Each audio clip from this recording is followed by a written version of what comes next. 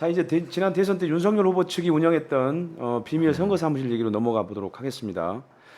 윤석열 대통령이 지난 대선 기간 동안에 강남에 불법 비밀 선거 사무실을 운영했다는 증언이 나왔는데, 그러니까 이거를 증언해 준 사람이 묘하게도 윤석열 후보 캠프에서 근무한 신용환 전 네. 서원대 석좌 교수하고 윤석열 대통령의 57년 중마고우라는 이철우 연대 교수가 네.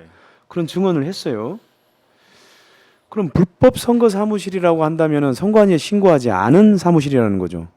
그러니까 지금 아까 얘기했듯이 그 10만 원 밥 산 것 때문에 벌금 150만 원 받잖아요. 그렇죠. 근데 그게 만약에 대법원에서 확정이 되면 김혜경 여사는 다음 선거 때 선거 운동을 못 합니다. 네. 예. 피선거권 뭐 5년 제한된다고 네, 하던가. 네, 그래서 네. 선거 출마 뭐 이런 게 선거 운동을 못 한대요. 5년 네, 동안. 네. 그게 굉장히 엄격하잖아요. 선거법이 그렇죠. 마찬가지입니다. 선거 사무소도 선관위에 딱딱 신고한 데서만 하고 그 선거 사무소에서 쓴 돈, 비용 내용은 다 신고해. 왜? 선거 비용을 그 나라에서 주잖아요. 그렇죠. 우리가 나중에 다 선거 보존에 음. 전체 득표율 5% 15%를 이상이면? 넘으면 전체 비용을 받을 수 있잖아요. 네.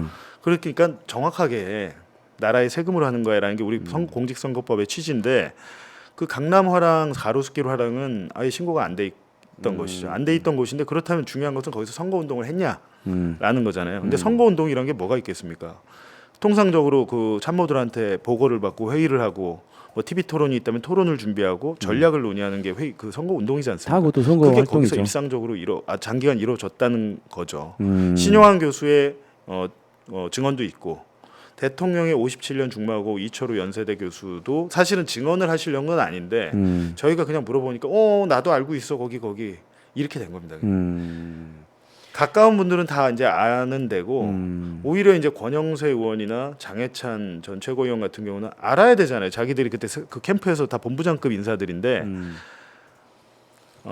라디오나 이렇게 답변한 거 봤더니 이제 뭐 SBS 라디오 질문에 권영세 의원한테 하거나 김종배 시선 집중에서 이제 김종배 앵커가 장해찬 씨한테 가봤냐 아냐라고 물어봤는데, 처음에는 기억이 안 난다고 하고 모른다고 하다가 뭐라고 얘기하면 나는 안 갔습니다. 저는 안 갔습니다. 이런 캠프가 불법이 아니고 뭐 그냥 멀쩡한 곳이었다면 이렇게 얘기하겠죠. 그런 곳은 없었습니다. 아니면 거기는 그냥 후보가 잠깐 들러 쉬는 데고 선거 운동을 하던 곳이 아니었습니다라고 해야 되는데, 저는 안 가봤습니다. 그러면 장해찬 스스로 저는 윤석열의 측근이 아닙니다를 인정한 거죠. 그는 막 측근들은 다 거기 갔으니까, 최측근들은. 근데 대선 당시에 윤석열 후보의 공식 캠프, 즉 선관위에 신고한 캠프는 선거 사무실은 그 여의도 국회 앞에 있는 대합 빌딩이었죠. 대합 빌딩. 예. 근데 강남 가로수길 거기다가 7층짜리의 건물에 있는 데에서 거기다 이제 한 3층에선가 한 층을 다 쓴 거죠. 일단은 몇 개 층 쓴 것 같은데 지금 정확히 특정된 데는 한 층이고, 한 층. 어제 뉴스토마토 보니까 그 내부 사진까지 제보를 받아서 공개를 했더라고요. 내부에. 그러니까 뭐 단순히 후보가 쉬는 데가 아니라 사무 공간이 차려져 있습니다. 그리고 약간 응접 세트 소파랑 이 탁자도 있어요. 거기는 이제 뭐 손님을 맞이한다거나 그런 걸로 보여요. 내부 사진을 보니까. 그러니까 거기서 제가 그 취재한 바로는 마지막 대선이 다가올수록 여의도로 안 오고 후보자 사무실은 그 국민의힘 중앙당에 마련돼 있었어요. 후보자 사무실은 거기 마련돼 있는데 거기로 와야 되는데 안 오고 거의 강남 화랑에서 가로수길 그 불법 캠프에서 많은 것이 이루어졌다는 게, 실제로 그 대선 TV 토론이 1월 말부터 3월 9일까지 5번 이루어집니다. 5번 이루어지기 때문에 집중적으로 거기서 그를 TV 토론을 준비하면서 사실상 선거 운동을 했다라고 보는 게 이제 저희 취재 내용이죠. 방금 저희가 자료 화면으로 띄워진 거는 그 아까 대통령 전용 열차에서 윤석열 대통령이 이제 자료를 보고 있는 그런 모습이었고요. 보였죠?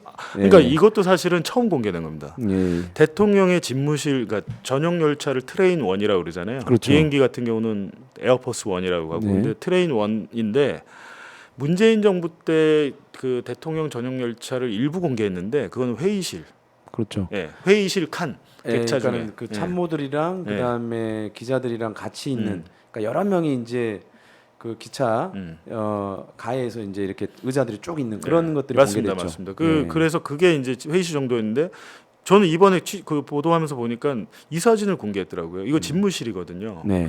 근데 지금 저희 유리가 방탄일 거예요. 이 열차가 방탄 처리가 돼 그렇죠, 있으니까. 근데 왜 저렇게 만들지는 생각? 되게 위험하지 않습니까? 저 만약에 저격수가 아무리 방탄이라도 청문 옆에 지금 있잖아요. 전 그거 딱 사진 보고 야, 그 저격수에 저격당하면 어떡하려고 창문을 저렇게 크게 만들어놨지? 창문보다는 그냥 철판으로 덮고 하는 게 훨씬 더 저격을 막는데 그거였지만 저건 좀 바꿔야겠다는 생각이 들었죠. 예. 그리고 이제 그 자료 사진 하나 아까 가로수 그러니까는 윤석열 후보가 썼던 그 불법 비밀 선거 사무실 요게 이제 바로 그 가로수에 있는 7층짜리 그 화랑 건물인데 이 비밀 선거 사무실을 제공한 건물주가 누굽니까?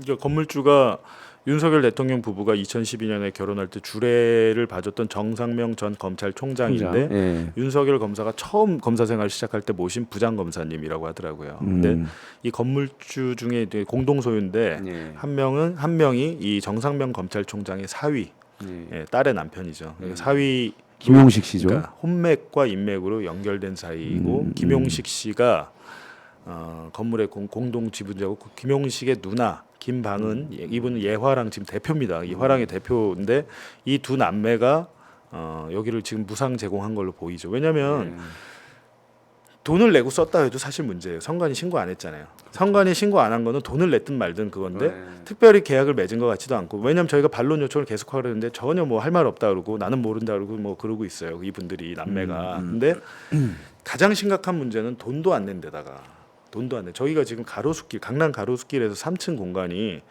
144제곱미터니까 우리 한 70평 되는 거 아닙니까? 70평이 넘잖아요.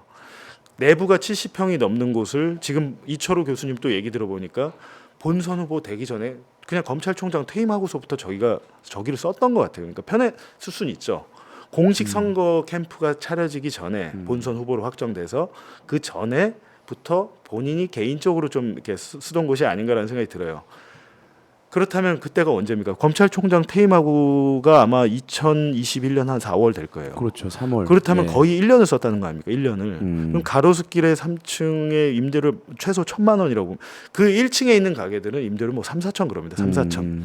70평이 아니라 7평이 3천 막 2천, 3천 그래요. 그러니까 3층임을 감안해서라도 1,000만 원씩 최소로 봤을 때도 1년이면 1억 2천, 1억이 넘잖아요.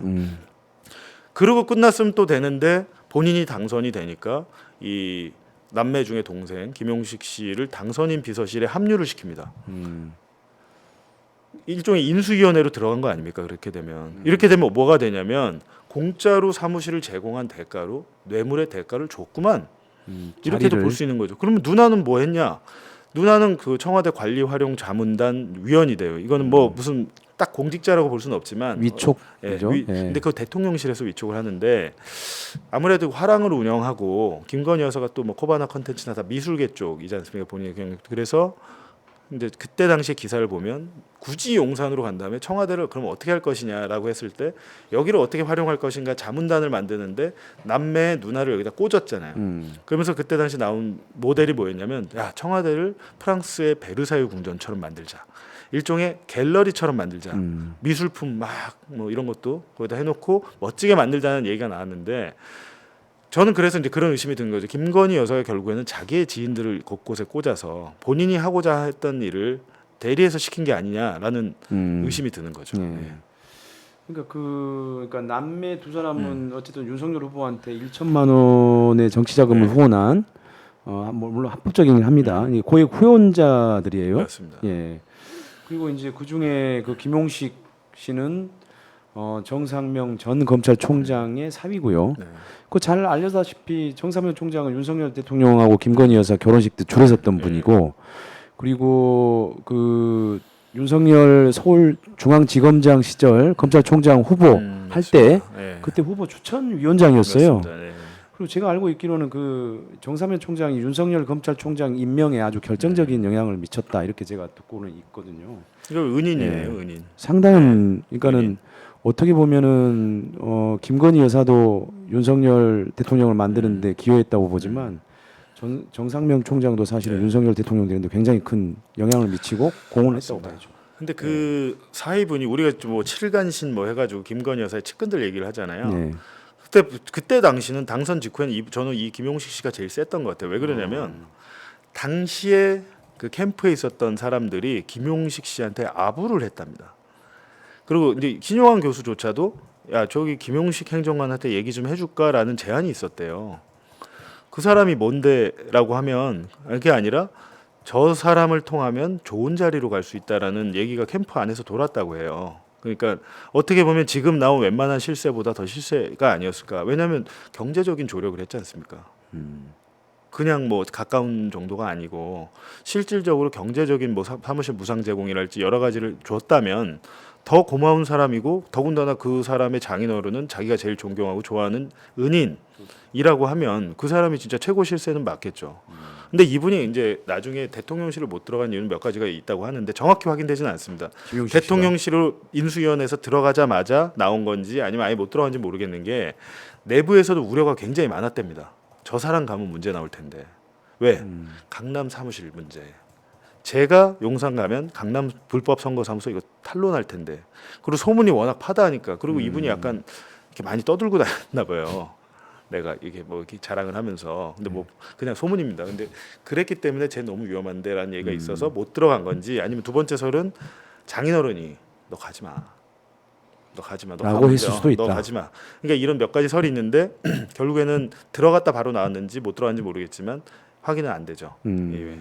근데 어쨌든 간에 그 건물주인 사실상 건물을 소유하고 있는 그 두 사람 남매가 한 사람은 대통령직 인수위에서 들어가고 그다음에 한 사람은 그 청와대 관리 활용 자문단 위원회 위촉됐단 말이죠. 그러니까 사실 이 자리들이 또 정권 초기이기 때문에 그런 식의 경력은 사실은 굉장히 파워가 있게 돼 있어요. 영향력이 사실은 밖에 봤을 때 클 수 있는데